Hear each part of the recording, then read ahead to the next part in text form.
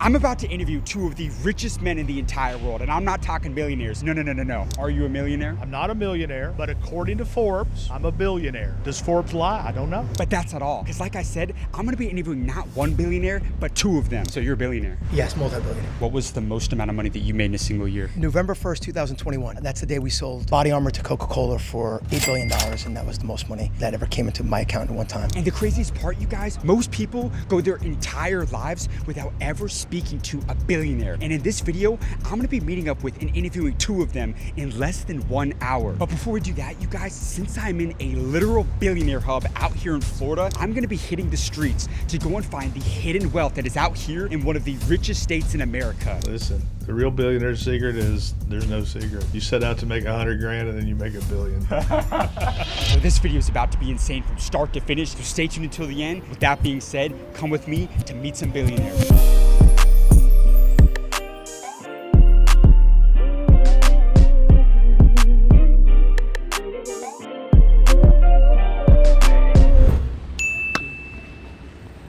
Excuse me, sir. Sir, is this your Rolls Royce? Yes. And how did you get a Rolls Royce? What did you do to become wealthy? See all these beautiful buildings around here with all these great retail tenants? Yes. That's what I do. I own and operate retail shopping centers throughout the state of Florida. How long have you been in real estate for? 28 years. Over these 28 years, what was the most amount of money you made in a single year? Not going to tell you that. Could you give me a range? No. More than $10 million? A lot more. More than 100? I'm not going to tell you. They're going to get me kidnapped. Yeah, I go all over the world. I go all over the world interviewing millionaires and billionaires. Can I get 1 minute with you for our channel? Absolutely. Let's do it. How much real estate do you own now? I own a lot of real estate. Do you think a home is a good investment? The home is a terrible investment. The home is not an investment. But a lot of people would disagree with that, though. Right, I get that all the time, and I argue this point with people over and over, and I actually own a home, and I can tell you it's the stupidest investment you could make. It is not an investment, neither is this car, it's not an investment, it's a luxury item you want to have. And I can take you back over time, homes don't always go up in price. The problem is most people that are 40 years old and younger have never seen a bad real estate market. I've lived through them, and by the way, homes do go down in price. So if somebody has $100,000 saved up right now, where would you put that money in today's world? I'd go right into a commercial property, I'd find an asset class you like. The truth is, multifamily is the easiest one to get into. You could buy a duplex, a triplex, put $100,000 down, you could easily buy a $300,000-$400,000 property. You need to manage it yourself, you need to lease it yourself, you need to take care of it, running all the books yourself, learn the game. Fix it up, keep it going, then eventually you can refinance it, pull some cash out of that and go buy another. What's the best time to buy real estate? Always the best time to buy real estate. Always? Always the best time to buy real estate. What about in a bad market? Always the best time. If it's a bad market, it's a good time to buy, and if it's a good market, it's a good time to buy. You always want to be buying real estate. Why? Because it's generational, and if you're not going in with the flip, this is not like wholesaling and trying to get in and out. If you're going in and saying, I'm going to buy this property and I'm going to keep it for 10, 20, 30 years, it's always a good time to buy. And by the way, nobody can time a market, so you can watch all the stuff you want on the news, all the stuff you want in the newspapers. None of it's right. If anybody really knew, they'd be the richest man on earth. And one of them, Warren Buffett, will tell you all the time, you can't time anything. What's your name? Todd Napola. Todd, the majority of Americans are living paycheck to paycheck. What keeps people broke in today's world? Lack of financial education. You know, I was never a great student in school, but the schools simply do not teach you what to do when you get out of school. They teach you how to be good at history, math, science, and so on and so forth. They teach you how to get into college, but they don't teach you how to get a mortgage, how to balance a checkbook, what to do with credit card debt, what's good debt, what's bad debt, why you should be buying a business, not buying a damn jet ski. That's what they don't teach you. So let me ask you this. If you can instill one money lesson in every person watching this video right now, what would that be? Don't listen to the masses. The masses are entirely wrong. The masses are going to tell you the right thing to do is to save in your 401k and your IRA account. It's going to tell you to buy a house and pay it off in 30 years and hope you get a job with possibly a pension and you're going to be okay. You won't. Take care of yourself. Be financially responsible. Did you ever have anybody that doubted you in business? Oh yeah, you're going to have a lot of doubters, but doubters don't necessarily doubt you because they don't think you could do it. They're just afraid you might do something that they're not doing, and then they got to hold themselves accountable. And that's a big problem for people. So don't worry about what people tell you. No, do your own thing, stay in your own game, and keep chugging forward. What did you learn about entrepreneurship that surprised you? It's way better to be an entrepreneur. Most people think it's scarier, but it's way better to be an entrepreneur than to work for someone else. Do you think everybody's built for entrepreneurship? Oh no. I think a lot of people think they are, but when you find out what it's like to be the boss, it's not always that much fun. How old are you now? 52. And if me and you died tomorrow and you could leave one more guiding principle to the younger generation, what would that be? What worries me for your generation specifically, I have 2 daughters your age, is this image that's out there and everybody's competing against a non-existent thing. What I mean by that is you guys are seeing guys, especially in Miami, in Lamborghinis at 20 years old and living in penthouses. Everybody has a penthouse in Miami. There's not that many, but everybody seems to live in one. And there's an illusion that it's so easy and everybody has it and they give themselves stress. And you know, I'm gonna tell you, I have a guy in my office who I let borrow one of my cars because he won a bet with me as a joke. And he literally took pictures of the car and he posted a picture of himself on Instagram. And the other day he was down and I'm like, what's wrong? He's like, everybody's doing better than me. I see it all over Instagram. And I said, you're that guy. You didn't put in your post, that's my car. You're doing the same thing. It's just an illusion. Nobody gets there quick. Yes, there's gonna be some rich kids, but whether you're gonna be the best lawyer, the best architect, the best real estate guy, whatever it is, it's gonna take a lot of time. So don't count other people's money. Don't compare against them, because remember, comparison is the thief of joy. As long as you're making forward progress and having fun, it's gonna be great. You got amazing advice, my friend. Thank you so much for your It's been time. a lot of fun. Guys, I just interviewed one of the richest real estate entrepreneurs in the country, and I want you all to understand something right now. Look, I've interviewed over 25 billionaires, the richest people on the planet, and you know what they all have in common? Every single one of them, they all invest in real estate. But here's the crazy thing, you guys. Next week, on Monday, September 22nd, I'm doing something that I've never done before. I'm going to be hosting the first ever real estate day inside of my private entrepreneur community. I'm hosting 3 back-to-back workshops covering the topics that you need to know to create and build wealth in real estate. The 3 workshops are gonna be taught from some of the richest real estate entrepreneurs on the planet, and they're gonna be covering how to buy real estate with little to no money down, so that way even if you have no money, you can figure out how to buy real estate. They're also gonna be breaking down the smartest strategies to build passive income through real estate investing, so you can learn how to make money while you sleep. And lastly, they're gonna be breaking down how to find, fund, and flip properties, even if you're starting from scratch. But do you guys wanna know the craziest part about Real Estate Day? Do you know how much it's gonna cost you to come learn from 3 of the most dominant real estate investors in the entire world? It is completely free to join. You are literally gonna be able to learn from and ask your specific questions directly to some of the richest real estate tycoons in the entire world. They're gonna be mentoring you directly and for free. Understand this, you guys, the way to get rich in today's world is to learn directly from the people who've already built empires and do exactly what they tell you to do. Implement those strategies to build wealth in real estate. So to get access to Real Estate Day this next week and access to the #1 most powerful entrepreneur community in the entire world, all you have to do is go down, click the link in the description of this video to join the community for free and get access to Real Estate Day this next week. I can't wait to see you there. But with that being said, let's get back to the video. All right, you guys, so we're right now actually gonna be linking up with John Morgan, billionaire lawyer, the richest lawyer in America, you guys. He built one of the largest law firms in the entire world, and we're gonna be meeting up with him again. You guys saw our interview that we did with him the first time, but it's time to run it back. We're in his city. We're gonna be getting the blueprint from him on what it takes to become a billionaire and one of the hardest industries in today's world. There he is. What's going I on, thought they were John? gonna send like some rum dum to do the questions, and you be coming from Austin. Absolutely, man. You're you yourself. Yes, sir. It's good to see you. I know since last time our video got like 60 million views because of Is that you. why you're back? That's why I'm back. and they need some more billionaire secrets today. Listen, the real billionaire secret is there's no secret. You set out to make 100 grand and then you make $1 billion. Who am I here with today? I'm John Morgan. Are you a millionaire? I'm not a millionaire, but according to Forbes, I'm a billionaire. Does Forbes lie? I don't know. They don't lie. I don't know. How did you make your billions? I built the largest personal injury firm in North America. So was the sacrifice worth it to become a billionaire? It wasn't a sacrifice. Why not? The journey is the reward. It was all fun. I wasn't looking to get rich. I was just looking to build a business. And then you wake up one day and you're an old man and here you are. I asked you in our last interview, have you ever been fucked over before? And I told you, yes, I have, but I fucked back. I know you like that. Now there's over 8 billion people on planet Earth, and there's only like 3,000 billionaires. What's the one thing that you did differently from 99.999% of other people? Look, I don't know. And people who say they do are lying. It works like this. It's a bunch of left turns, right turns, U-turns, backing up, and all of a sudden it ends up here. One bad turn, one wrong turn. It's all different. So I don't pat myself on the back. I don't say, hey, John, you're great. Drop me in a city and I'll be a billionaire in a month. No, I go, thank you, God, for letting me have this great luck. Now take me back to the most life-changing conversation you ever had. What is the greatest advice you ever received throughout your career? The most important person in my life was a guy named Bill Dimitri. He built things all over Florida. I gave the eulogy at his funeral. And the other thing he told me that I never forgot was this: John, the money does not belong to you. The money belongs to God. And if you remember this world's going to end like this. And on our last day, we're not going to be talking about money or what deal we didn't do. We're going to be talking about and thinking about the time we didn't spend with the people we love. Money's important, but at a certain point, it's not that important. As a billionaire, would you consider yourself to be smart? I am not smart, and I know I'm not smart, which is very good. But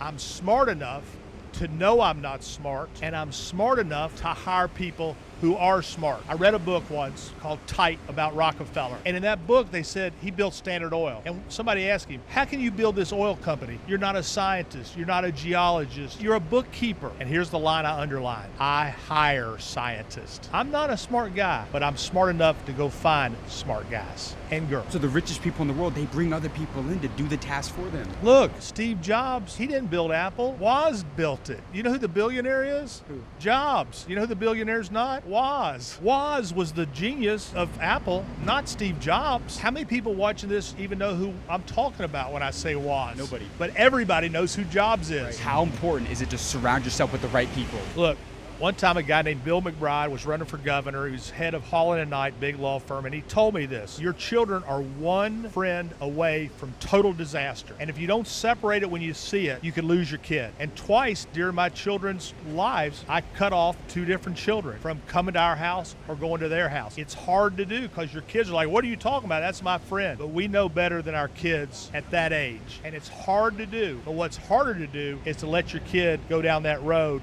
and end up like that kid. And they completely fuck up their lives. Listen, when you lay and sleep with pigs, you get pig shit on you. You cannot sleep with pigs and get up without pig shit. That's from my brother Tim. How can somebody connect with a billionaire? Read a book called Never Eat Alone. If you're just going to sit at your desk and not get out in your comfort zone, if you're not going to have lunch, if you're not going to go to a convention, if you're not going to network, you're not going to do shit. Luck doesn't just come. Luck comes when you're looking for opportunity. If you're not looking for opportunity, you're going nowhere fast. There's a lot of people like a gerbil on a spin wheel. They're running the fuck all day long. At the end of the day, oh my God, I'm exhausted. Hey, you went no fucking where. You got to leave the cage. You got to get outside. You got to come around. Hey, I'm at this convention. I'll speak here. I'll go there. I'll go to the happy hour. I'll network. You're not going to make money or find opportunity or luck or blessings or whatever you want to call it in the cage running on a spin wheel. If I took everything away from you and all you could keep is one trait, one skill set, one mindset to become a billionaire and make it back, what would that be? Keep your word and hire great people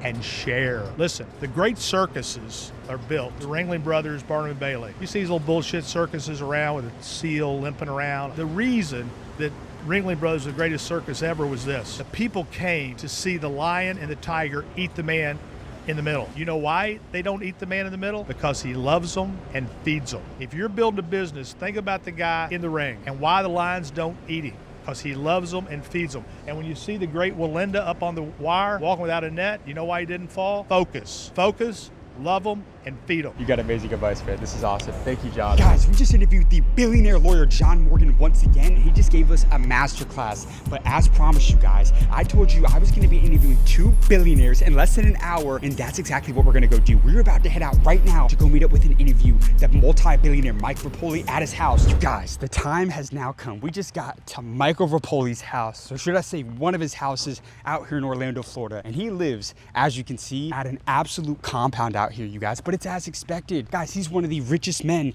in the entire world. He sold not 1, but 2 companies to Coca-Cola, one of the biggest companies in the world, for billions of dollars, you guys. So I'm calling it right now. This is going to be one of the craziest interviews that I've ever done. I guarantee you, he's got the likelihood to give me more game than just about any billionaire or anybody that I've ever interviewed for that matter, you guys. So let's go meet Michael right now and go see what he has to say for you guys. Come on.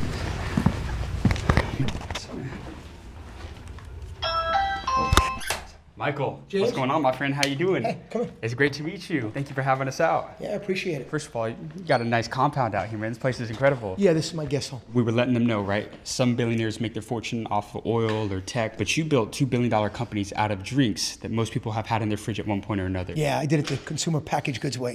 Smart water and vitamin water from 98 to 2007. Sold that to Coke for $4 billion. And then in 2011, started another sports drink called Body Armor, competed against Gatorade. And we sold that in 2021 for $8 billion.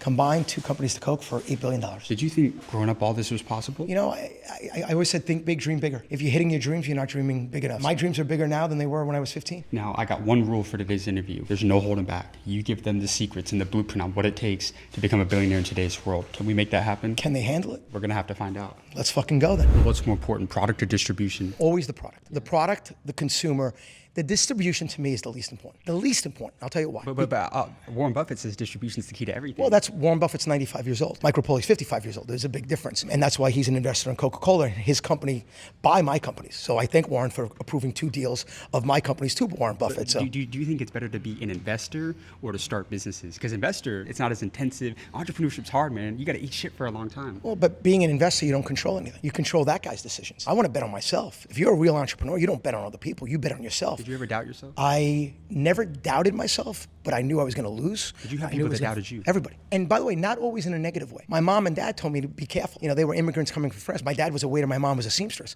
So when I was making big money just having a job, you know, at a water company, and I said at 28 years old, I want to go partners with this guy, Darius Bykoff, and I want to do this. They said, oh my God, be careful. I took a pay cut to start my own company. I took a pay cut to be president. And I was president of a $100,000 company. But it grew to $750 million and we sold Coke for $4.1 billion. Let's go back to distribution one. At the end of the day, distribution is just a delivery agent or a way to get product out there. If you build a product that consumers demand, you don't have to worry about distribution. Those accounts are gonna call you for your products. My customers are asking you for your Body Armor sport drink. Then you know you created the demand and they come to you. Let me ask you this. Did you come from a lot of money? Yeah, I was. My parents were worth about $5,000. I lived in a 2-bedroom apartment with 6 people. I slept in the same room with my brother for 28 years, who became a New York City cop, which you couldn't pay me $20 million a year to do that. My mom and dad were in the next room, and my grandmother and my aunt slept in a pull-out couch, and we had 1 bathroom and a beautiful shower curtain, and that was it. So you didn't come from money. How did you get the money to start your business? At the end of the day, when you're only a $100,000 company, you're looking at $10,000. I took money from friends, family. My partner had money. We put it all together, and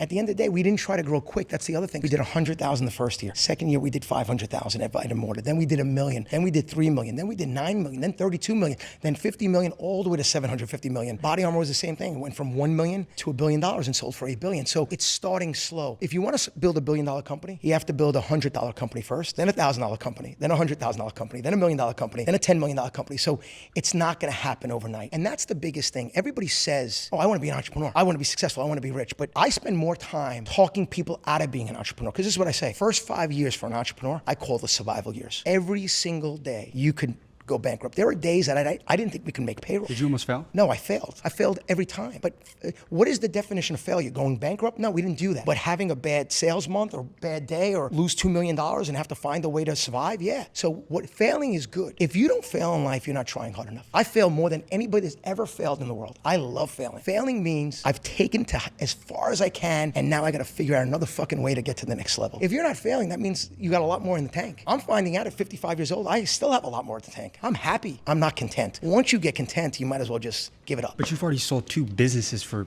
billions of dollars, and you're not satisfied. Why not? Because there's a lot more to do. There's things to do with your family. There's things to do with your friends. There's things with businesses. At the end of the day, what you find out is that whether you're a great basketball player or a great coach or a great musician or a great athlete or a great entrepreneur, at the end of the day, you think you're competing against the outside or you're competing against people. That's really just noise in your head. You're just competing with yourself. There's a great poem out there, everybody should read this, called Man in the Glass. At the end of the day, if you're happy with yourself, you're gonna have a great life. If you're miserable with yourself and everybody loves you, you're gonna have a miserable life. So to me, it's me versus me. I'm competing against myself. So Mike Repoli at 55 is competing with Mike Repoli at 45 and 35. My goal is to be better every day, or even worse sometimes, suck less every day. And push myself. The guy that pushes me the most is Mike Repole. The guy who pushes Tom Brady the most is Tom Brady. The guy who pushes Kobe Bryant the most is Kobe Bryant. Not his teammates, not his coaches. People who are great have to live up to their expectations. They're tougher on themselves than they are their teammates. So at the end of the day, it's your level. As long as you know that you're competing against yourself and you want to be great, you should never be content. Happy is great.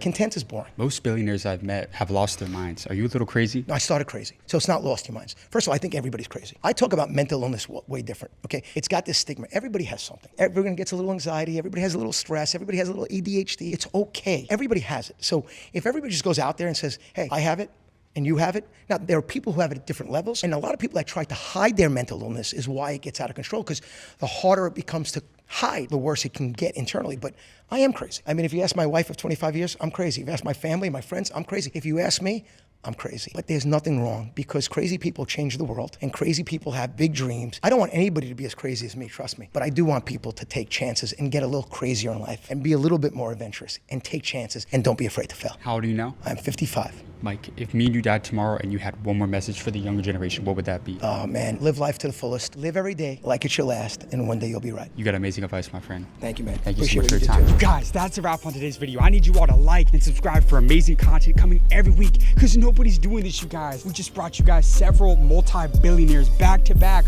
for you all. And guys, if you have not already done so, go down, click the link in the description of this video to join the School of Mentors. It's the #1, the most powerful entrepreneur network in the entire world, where I give you guys direct access to the multi-millionaires and billionaires I interview on this channel every single week, where you ask your questions directly to them and they mentor you directly. Guys, I literally give you access to my millionaire and billionaire friends every week. All you have to do is go down, click the link in the description to join. I can't wait to see you on the inside. With that being said, we'll see you in the next video.